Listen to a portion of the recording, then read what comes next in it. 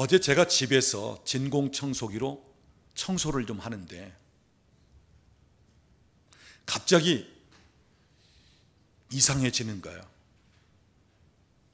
무엇인가 막힌 것처럼 잘 빨아들이지 않는 것입니다. 그래서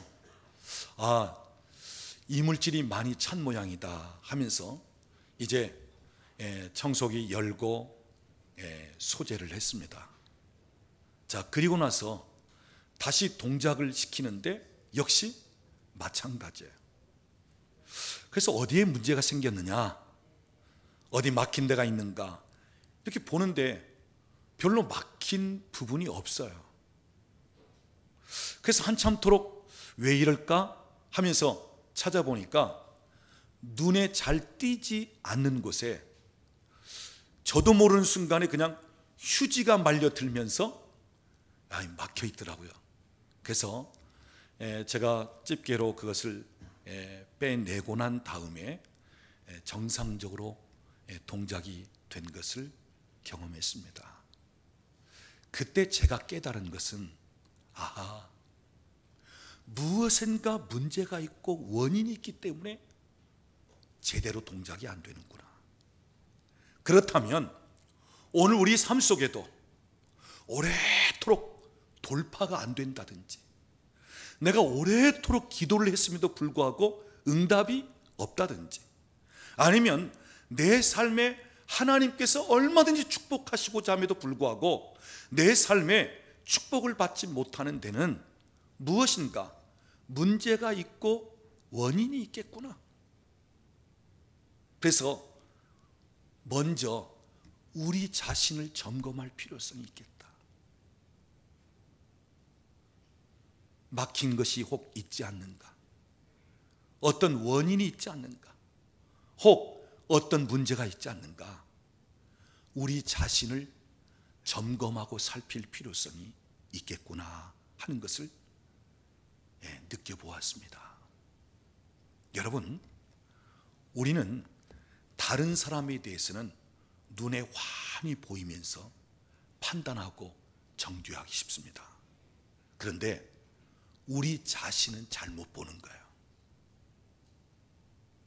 내가 잘못되어 있고 내가 바르지 못한 것은 눈에 잘 띄지 않습니다. 그런데 선악과를 따먹고 눈이 밝아졌는데 어떤 눈이 밝아졌어요?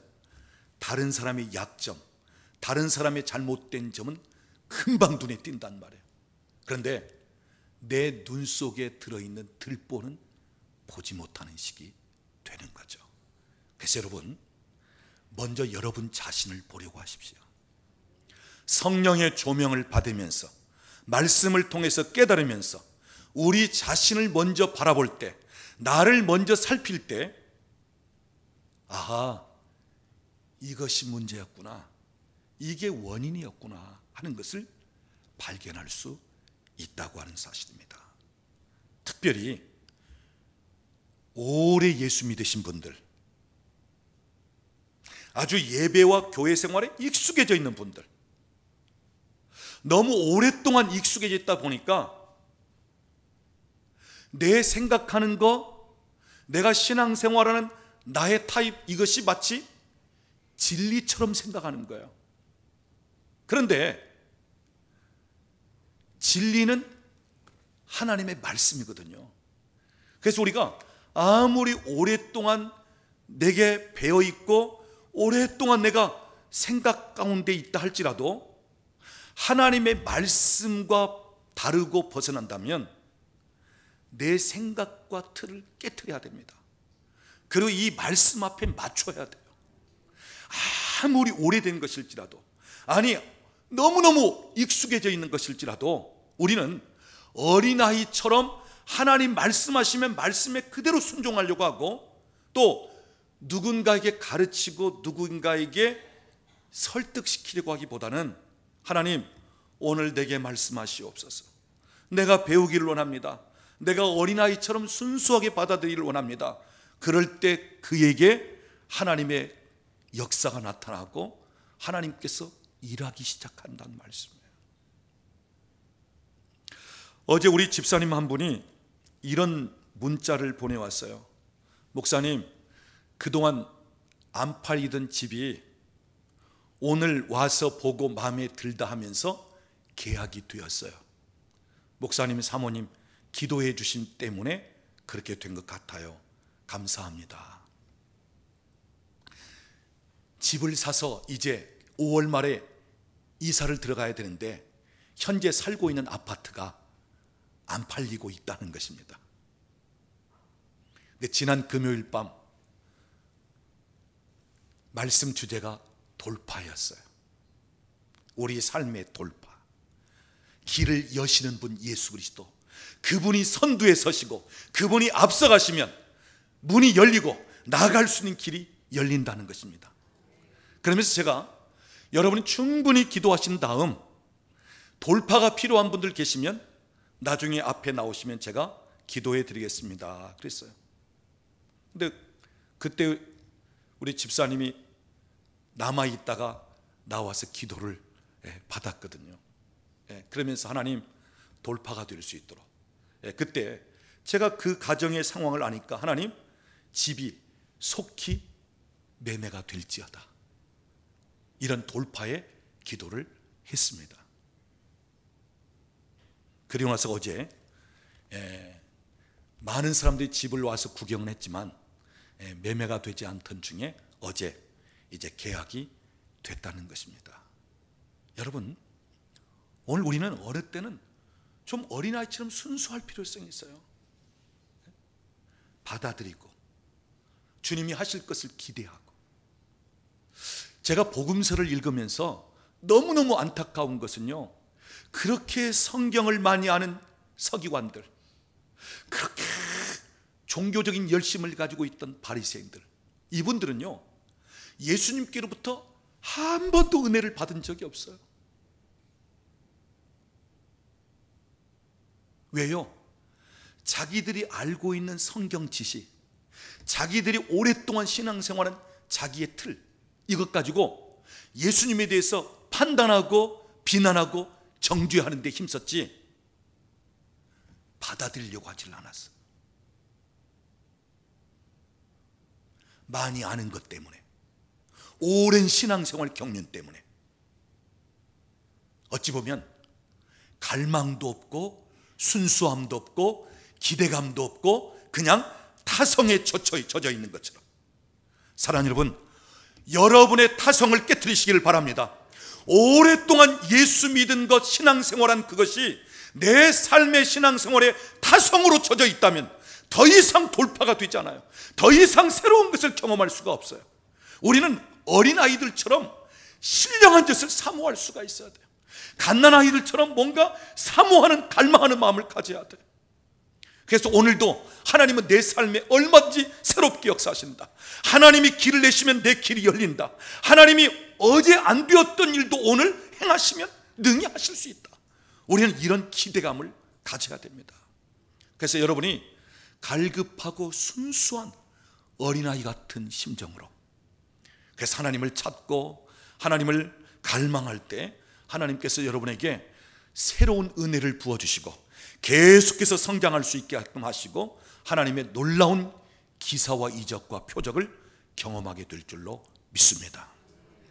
오늘은 특별히 목회자 및 주일학교 교사들 스승의 주일로 저희가 지키면서 한 번쯤 우리 교사들에 대해서 또 목회자의 관계에서 살펴보는 그러한 시간입니다. 갈라디아서 6장 6절 말씀을 보면 가르침을 받는 자들은 말씀을 가르치는 자들과 좋은 것을 함께 하라 그랬어요. 교사들과 또는 영적인 지도자들과 모든 좋은 것을 함께 나누십시오. 이것은 교사들을 대접하고 목회자를 대접하는 그 교사와 목회자들을 위해서가 아니라 좋은 것을 함께 대접하고 나누는 가르침을 받는 사람들을 축복하기 위한 말씀입니다. 그래서 우리 교우들이 주일학교 선생님들 또는 목회자들을 위해서 기도로도 협력해 주시지만 그러나 그 이상 더 나아가 때로는 동역자가 되어주시기도 하시고 또한 그들의 필요를 공급하기도 할 수 있는, 때로는 감사를 표현할 수 있는 그러한 분들이 될 수 있기를 바랍니다. 요즘 세상은 갈수록 삭막해집니다. 교회에서도 학교에서도 세상에서도 갈수록 삭막해져요. 다른 말로 표현하자면 예수님 말씀하신 것처럼 사랑이 식어지는 시대입니다. 그래서 정감이 없어져요. 여러분, 이웃 간에도 마찬가지입니다. 아파트 벽 하나 두고 살지만 누구인지도 몰라요. 아니, 세상 떠나서 보름 한 달이 지났는데도 옆에서 모르고 지낸단 말이에요. 요즘 학교에 선생님들 촌지 못 받게 되어 있죠. 또 학부모들은 선생님들에게 촌지 안 하는 거야 이렇게 돼버렸어요. 자, 여기는 원인이 있죠. 학교 선생님들이 수시로 학부모들을 요청하면서 촌지를 받으려고 하는 그것 때문에 아예 촌지를 못 받게끔, 또 학부모들로 하여금 촌지 건네주지 못하도록 그냥 이렇게 돼 있습니다. 그래서 알고 보면 1년 동안 내 아이들을 맡아서 가르치고 또 우리 아이를 맡아주는 그 선생님들 얼마든지 고맙고 감사함을 표현할 수 있는데 아예 그것도 막혀있는 시기 되어버리는 거예요. 저는 개인적으로 선생님들께 내 아이 혜택 달라고, 내 아이를 특별 대우해 달라고 그런 식으로 촌지를 건네는 것은 저는 반대하지만, 그러나 정말 감사함으로 순수하게 고맙고 그런 마음으로 선생님들에게 감사를 표현할 줄도 알아야 된다, 이렇게 생각을 합니다. 저희 어릴 때 학교 다닐 때는요, 우리 부모님들이 선생님들 너무 고맙고 감사해서 스승의 날이 되면 저 시골 넉넉지 못한 형편이 있다 할지라도 그 지프로 이렇게 달걀 한 줄 엮어가지고 선생님 집에 찾아갔어요. 그래서 조금 나은 집은 닭 한 마리라도 싸가지고 선생님 집에 찾아갔어요. 아이고, 철부지 내 아들 맡아주셔서 가르쳐 주시고 너무너무 감사합니다 하면서 선생님들의 은혜에 대해서 감사하고 고마워할 줄 아는 시대였습니다. 큰 건 아닐지라도요, 그 작은 것 하나 가지고라도 감사하고 고맙고 그런 그 정감이 오고 가던 그런 시대였어요. 근데 오늘날은 그게 없어진단 말이에요. 학교에서도, 일반 사회에서도, 심지어 교회 안에서도.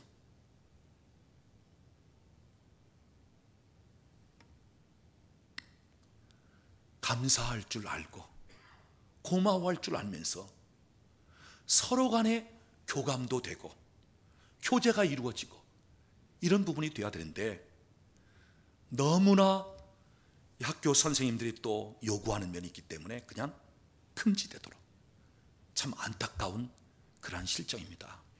오늘 우리 믿는 학부모님들은 처음 학교 선생님 또는 중간에 그러지 말고요, 나중에 내 아이를 1년 동안 맡아 수고해 주시고 끝날 무렵쯤 인사하세요. 그때는 잘 봐달라고 하는 시기가 아니잖아요. 그때는 특혜를 달라고 하는 것도 아니잖아요. 이제 거의 한 해 끝나고 마지막 순간에 그때는 인사 안 해도 상관이 없어요. 왜? 더 이상 볼 거 아니니까. 그런데 우리 예수 믿는 학부모들은 1년 거의 끝나가는 무렵에 선생님 한 해 동안 참 감사했어요. 내 아이 맡아서 수고하시느라고 참 고맙습니다 하면서 여러분이 감사할 필요성이 있다고 하는 사실이에요. 그건 촌지가 아닙니다. 그건 정말 순수하게 감사와 고마움을 표현하는 것입니다. 우리 예수 믿는 사람들 그럴 수 있어야 돼요. 다른 뜻으로가 아니라 진짜 감사하고 고맙기 때문에 그 고마움을 표현할 수 있어야 한다 하는 말입니다. 오늘날 갈수록 시대는 감사하고 고마운 것을 몰라요. 자녀들도 부모에게 고맙고 감사한 것 잘 모르고요, 의례껏 당연히 그냥 그렇게 해주는 걸로 생각하는 거예요. 학교에서도 그렇고 교회에서도 그렇고 일반 사회에서도 그렇고 점점 갈수록 이 감사와 고마움의 그 감정이 메말라가고 있는 시기입니다.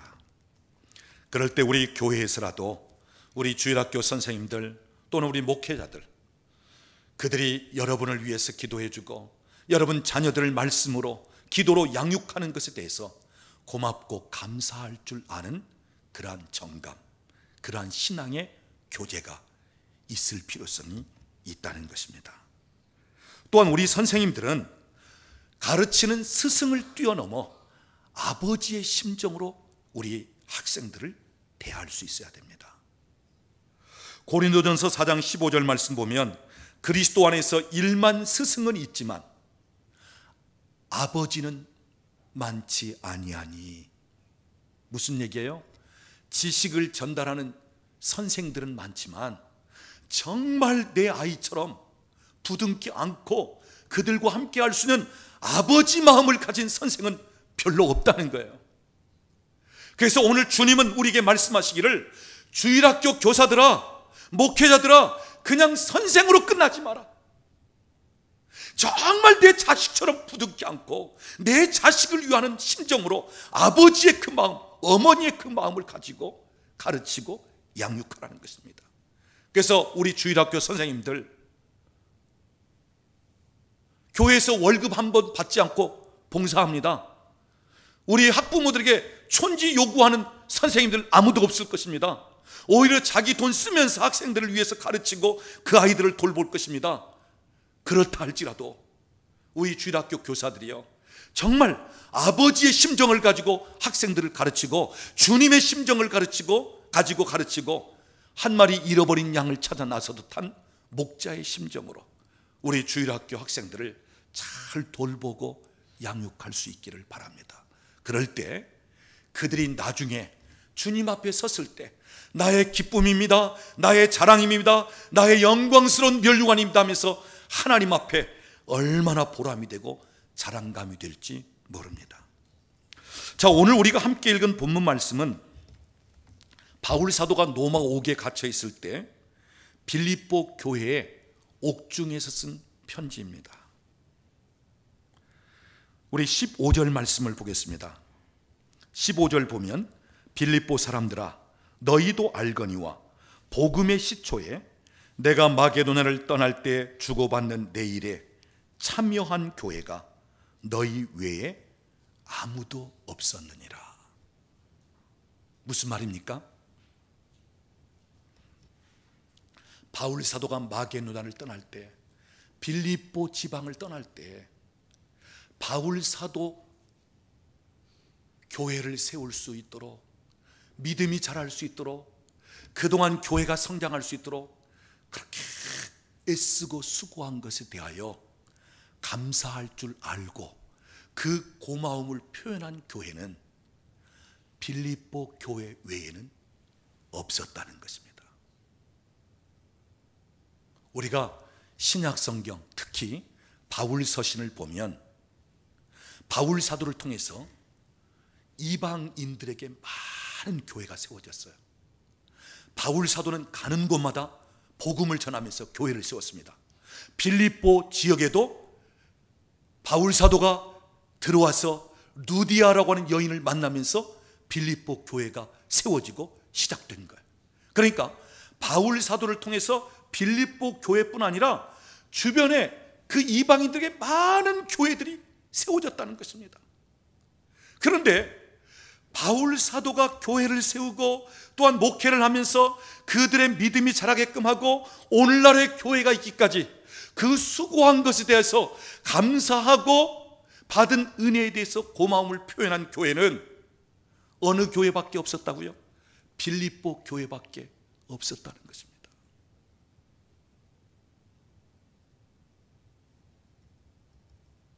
무엇을 말하는 것입니까?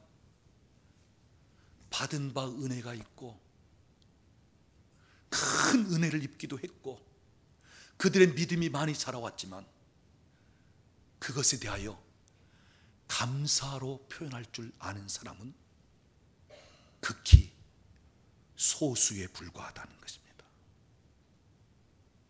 빌립보 교회 한 교회밖에 없을 정도로 감사할 줄 모르는 교회였다 하는 것입니다. 여러분, 오늘날도 마찬가지예요.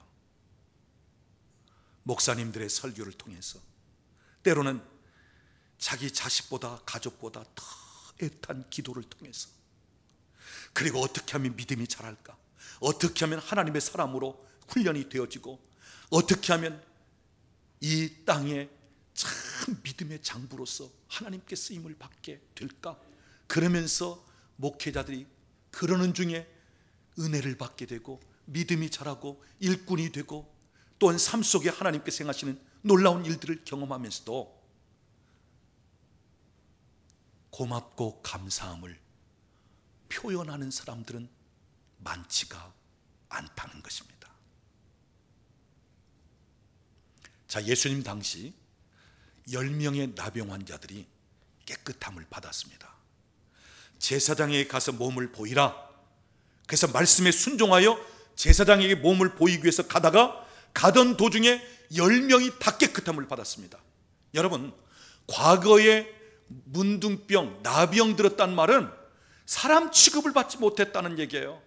마을에서 가족으로부터 격리되어 완전히 버림받은 인생, 개, 돼지, 짐승만 또 못한 그 인생을 살 수밖에 없었다는 것입니다. 그런데 예수님 만나면서 그 나병이 깨끗해지면서 이제는 사람굿이라고 많은 사람으로부터 사람 대접받을 수 있는 회복과 그 축복을 받게 되었다는 거죠.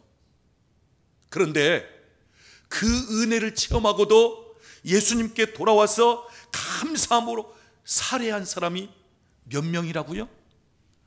한 명밖에 없었다는 거예요. 그것도 유대인이 아닌 사마리아 사람.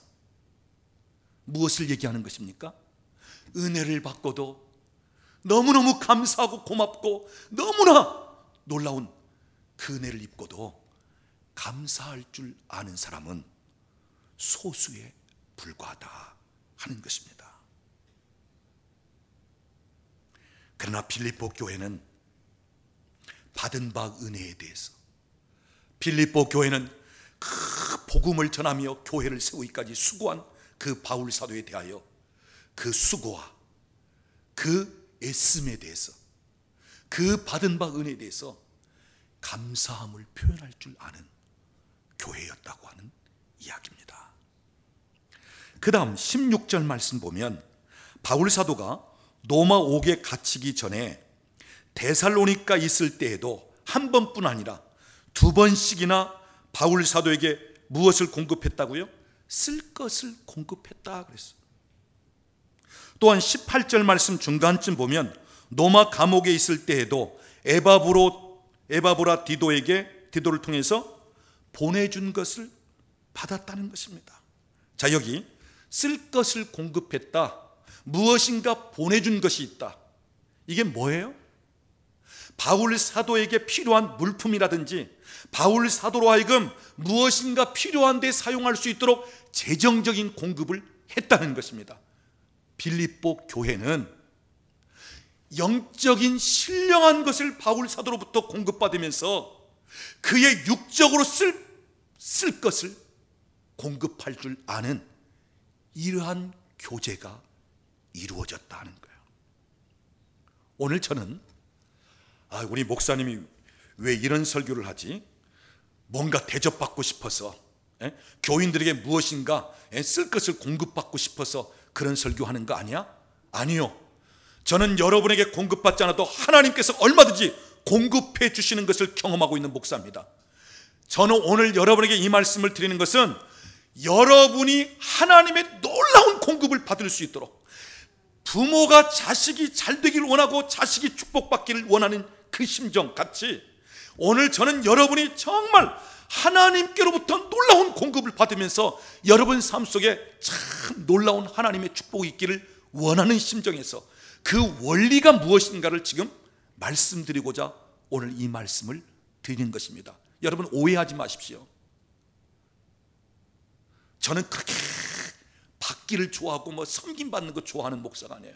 제가 섬겨주고 제가 여러분에게 베풀고 나누어 주는 것이 더 좋고 더 기쁨이 있는 목사지 그냥 그런 목사 아니에요.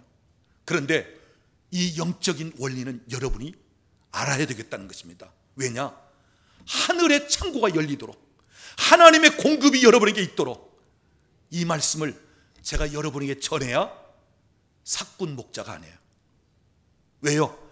진짜 여러분이 잘 되도록, 여러분이 하나님의 축복을 받을 수 있도록 그 원리를 제가 말씀을 드려야 한단 말이죠. 자, 여기 바울 사도는 빌립보 교회를 향하여 무엇을 공급해 주었습니까? 신령한 것을 공급했습니다. 말씀을 가르치고 또한 기도하면서 하나님의 은혜가 그들에게 임하도록, 믿음이 자라도록 이 신령한 것을 공급했어요. 자, 신령한 것을 공급받은 빌립보 교회는 바울 사도에게 무엇을 공급했다고요? 육신적으로 쓸 것을 공급했다는 것입니다. 이것이 바로 목회자와 성도들 간의 교제예요. 목사와 성도들 간에 주고받는 것이 있는데, 그 주고받는 것은 목사는 여러분에게 신령한 것을 공급해주고 신령한 것을 베풀어주는 것입니다. 그러면 교우들은 신령한 것을 공급해주는 목회자들에게 육신적으로 쓸 것을 공급하는 것이, 이게 성경적이고 바른 교제라고 하는 이야기예요. 고린도전서 9장 9절을 이하에 보면 모세의 율법에 곡식을 밟아 떠는 소에게는 망을 씌우지 말라 그랬어요. 보통 소의 입에는 망을 씌웁니다. 왜냐? 길을 가다가 남의 곡식 상하지 않게 하기 위해서 입에 망을 씌우는 거예요. 그런데 곡식을 밟아 떠는 일하는 소에게는 망을 씌우지 말라는 것입니다. 왜요? 일을 하기 때문에 얼마든지 먹고 싶은 거 뜯어 먹으면서 일할 수 있도록 망을 씌우지 말라는 거예요. 이것은 지금 소에 대해서 하는 얘기가 아니고요, 목회자들을 어떻게 대할 것인가를 바울 사도가 이야기하고 있는 거예요. 다시 말하자면 여러분의 영혼이 살찌도록, 여러분의 삶에 하나님의 축복이 임하도록, 여러분이 믿음의 장부가 되도록 말씀을 전하고 기도하고 영적인 프로그램을 통해서 여러분에게 극진히 섬기고 일하는 사역자들에 대해서는 얼마든지 먹고 쓸 것을 공급하라 하는 그러한 이야기입니다. 그러면서 고린도전서 9장 11절에 가보면 목회자들은 성도들에게 신령한 것을 공급하고 성도들은 목회자에게 육신에 쓸 것을 공급하고, 이것이 바로 성경적이다, 이렇게 이야기하고 있습니다. 여러분, 우리 목회자는 아무리 돈 벌 재능이 있어도, 아무리 재물 얻는 능력이 있어도, 아무리 세상 나가서 사업을 하든지 장사를 하든지 아니면 직장 생활을 하면서 너무너무 돈 벌 수 있는 좋은 달란트가 있어도 그것 다 포기한 사람들이에요. 세상적으로 돈 벌 걸 포기하면서 하나님의 부르심을 통해서 내가 가난하든지 내가 아골골짝 빈들가든지 내가 어떤 핍박을 받다 할지라도 바울 사도처럼 내가 은혜의 복음 이 맡은 것을 증거하기 위해서는 내 목숨도 귀한 것으로 여기지 아니합니다. 그러면서 이 길을 걷고 그러면서 이 사명을 감당하는 사람들이 목회자입니다. 그러니까 세상적으로 부하고 세상적으로 돈 버는 것을 이미 포기한 사람들이에요. 그래서 스스로 복음과 함께 가난하게 살 것을 결정짓고 선택한 사람들이 목회자들입니다. 그런데 하나님은 주님 주신 사명을 따르기 위해서 세상적인 것, 이 재물, 이걸 포기한 이 가난한 목회자들을 그냥 힘들고 어렵게 살게끔 하시지 않아요. 누구를 통해서 그들의 쓸 것을 공급하게 하는 것입니까? 교회를 통해서 또는 성도들을 통해서 공급하신단 말이에요. 그래서 하나님은 목회자들로서는 그렇게 부하게 살지 못하게 하시면서 교인들을 축복해서 그 축복받은 것을 통해서 목회자들을 대접하고 섬기게끔 하는 것, 이것이 성경의 원리라고 하는 이야기입니다. 자, 오늘 빌립보 교회가 바울 사도에 쓸 것을 공급합니다. 옥중에 있는 바울 사도에게 에바브로 디도를 통해서 그의 쓸 것을 공급해 줍니다. 중요한 사실은 오늘 본문 18절 중간쯤 보면 목회자에게 공급하는 것이 이는 받으실 만한 향기로운 제물이요 하나님을 기쁘시게 한 것이라, 이렇게 말씀하고 있어요. 자, 목회자에게 쓸 것을 공급한 그것이 하나님이 기뻐 받으시는 제물이다, 이렇게 표현하고 있어요. 자, 여러분, 제물이라고 하는 단어는 어디에 사용되죠? 구약시대 제사에 사용되어지는 단어입니다. 그래서 제사를 드리는 데는 반드시 제물이 있어야 돼요. 소든 양이든, 아니면 아무리 가난할지라도 집비둘기 새끼 2마리든 산비둘기 새끼 2마리든 제물이 있어야 제사가 되는 거예요. 제물이 있어야 하나님이 받으시는 거예요.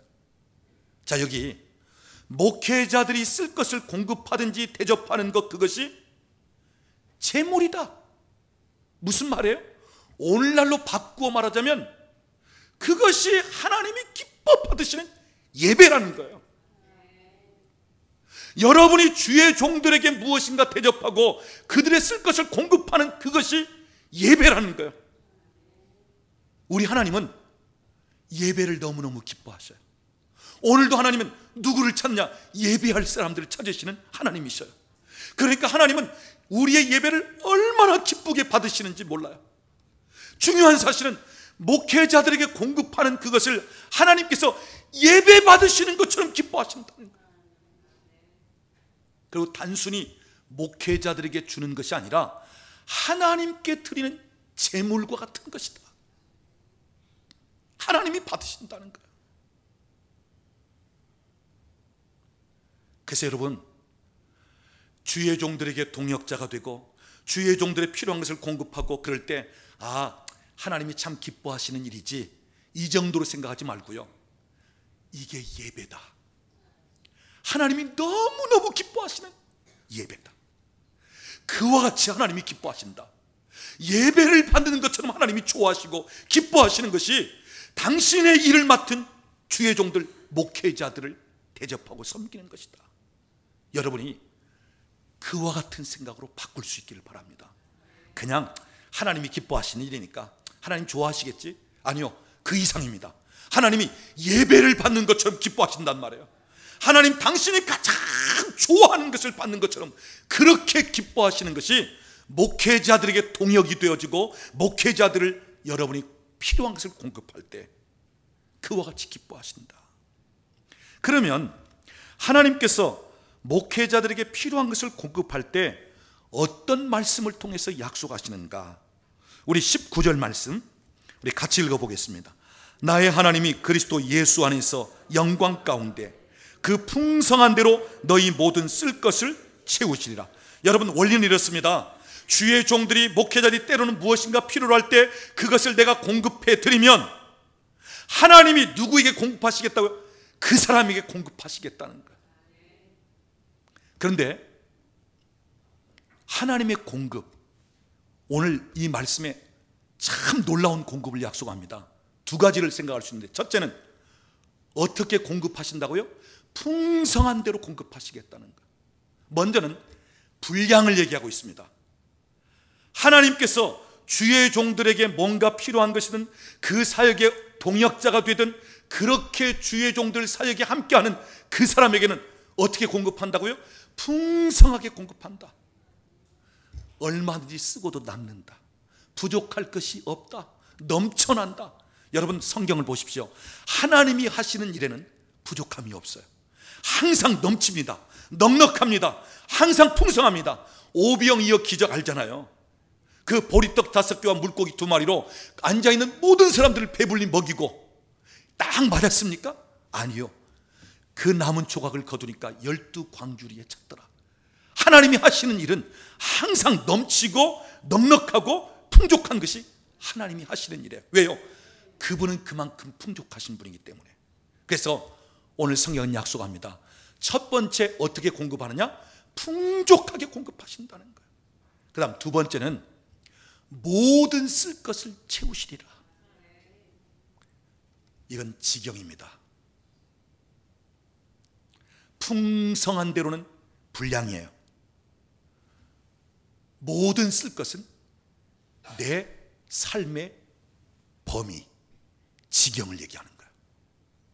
내 필요한 무엇 정도가 아니고요, 현재 다급한 무엇 정도가 아니라 어떤 것을요? 모든 쓸 것을, 모든 것을 하나님께서 공급하시겠다는 것입니다. 이게 오늘 주의 종들의 필요를 채우고 그들로 하여금 하나님의 일, 주의 사역을 기쁘게 할 수 있도록 돌아보고 섬기고자 하는 그분들에게 주시는 하나님의 약속의 말씀입니다. 풍성한 대로 모든 쓸 것을 채우시리라. 하나님이 공급하시겠다는 것입니다. 저는 이 말씀을 보면 20년 전의 일이 생각나요. 물론 오늘도 우리 교우들 그래도 목사님 생각하면서 동역자가 되고 또 나름대로 쓸 것을 공급하고, 때로는 제가 참 하나님 나는 부족하고 연약한데 내가 받는 사랑이 너무 큽니다. 하나님 너무나 제게 분에 지나칠 정도로 대접을 받습니다 하는 경우가 있어요. 그런데 이 말씀이 20년 전에 그때로 항상 돌아가게끔 만들어요. 이 말씀을 볼 때마다, 이 말씀이 생각날 때마다, 제가 20년 전에 이 수지 지역에 교회를 개척하게 되는데 서울 삼강교회 부목사로 3년 동안 사역을 했습니다. 처음에는 제가 개척 생각도 안 했어요. 길을 지나가다가 상가에 또는 지하에 예배당이 있어서 그 상가 건물에 종탑 세워진 거 보면 죄송합니다만 우습게 여겼어요. 아이고 뭔 개척교회. 그런데 하나님이 제 마음에, 우리 집사람 마음에 개척에 대한 비전을 주시는 거예요. 생각지도 않은 개척하라고. 그래서 기도로 준비하고 그런 중에 개척할 수밖에 없는 상황으로 하나님이 몰고 가시는 거예요. 또 꿈을 통해서, 환상을 통해서 기도하는 중에 보여주시는 거예요. 그래서 담임 목사님께 말씀을 드렸어요. 목사님, 하나님께서 개척에 대한 비전을 주셔서 개척에 대한 준비를 좀 해야 할 것 같습니다. 그랬더니 그 목사님은 너무 성격이 급하신 분이에요. 그러면 윤 목사 이번 달 말로 사임하고 개척 준비하라는 거예요. 너무 서운했어요.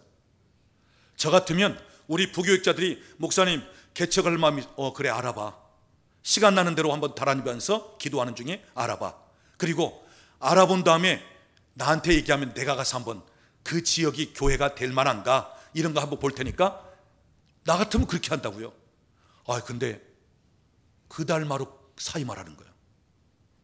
너무너무 서운했습니다. 아무런 대책이 없는 거예요. 이제 교회 앞에 한두 주일 전에 광고가 된 거예요. 윤 목사님 개척 준비하는데 기도해 주시라고. 근데 보통 부목사들이 교회를 개척하면 그 본교회에서 개척에 대한 어느 정도 필요한 것을 준비를 해 줍니다. 근데 그때 제가 섬기던 교회는요, 건축한다고 땅을 샀고요, 그 땅값 잔금을 한두 달 앞에 두고 있던 시기였어요. 그러니까 온 교회가 온통 땅값 잔금 치르는데, 그래서 저는 1원 한 장, 10원 한 장 받지 않고 개척을 시작할 수밖에 없었던 상황입니다. 자, 아는 집사님 한 분이 이제 목사님 사임하면서 개척한다 하는 소식을 듣고는 목사님, 저희 가족과 함께 식사 함께 하십시다. 너무 서운합니다. 그래서 우리 식구하고 그 집사님 식구하고 이제 그 음식점 예약된 가운데 와서 식사를 했어요. 식사가 다 끝난 다음 그 집사님 하시는 말씀, 목사님, 우리 아파트 주차장에 들렸다 가야 됩니다. 그래서 제가 그랬어요. 아니 집사님, 우리 차로 데리고 왔는데 그냥 우리 사택에 내려주고 가면 되지 뭐 아파트 주차장에 가느냐고. 그러니까 이제 사연을 늘어놓는 거예요. 목사님이 사임하고 개척을 하려면 가장 필요한 것이 뭐가 있을까? 아주 고민을 많이 했다는 거예요. 그러던 중에 교회 차 가지고 다녔으니까 사임하는 순간 차가 없으니까 가장 필요한 것은 발이겠구나. 그래서 여러 생각을 하면서 그 차를 뭐 현대, 대우, 뭐 기아 다 그러면서 봉고차를 이제 하나 뽑으시는데 가장 좋은 차로 봉고차를 하나 딱 새 차를 아파트 주차장에 뽑아놓은 거예요. 그리고 1년 종합보험까지 들어놨습니다.